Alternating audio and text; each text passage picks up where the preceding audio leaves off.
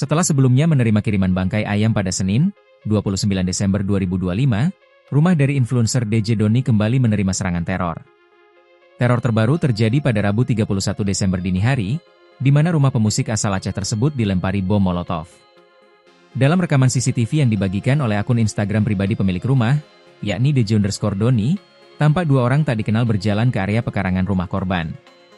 Mereka berjalan dengan mengenakan masker penutup wajah, dengan salah satu pelaku tampak mengenakan jas hujan berwarna hijau.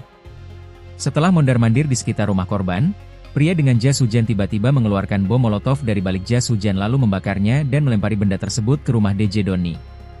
Setelah melancarkan aksinya, kedua pelaku langsung melarikan diri dari lokasi.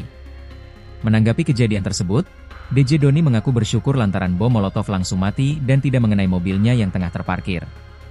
Meski demikian, ia menegaskan akan melaporkan aksi teror tersebut kepada pihak berwenang, yakni di Treskrimum Polda Metro Jaya. Ia menilai bahwa tindakan yang dilakukan kepada dirinya merupakan aksi kriminal yang dapat merugikan orang banyak. Adapun, teror yang diterima oleh influencer asal Aceh itu diduga terjadi berkaitan dengan konten kritik pemerintah yang kerap ia unggah di media sosial. Doni dikenal aktif mengunggah konten kritik terhadap pemerintah melalui akun Instagram DJ_Doni. Sebelum insiden bom Molotov, Doni mengaku lebih dulu menerima teror berupa kiriman bangkai ayam ke rumahnya pada Senin malam.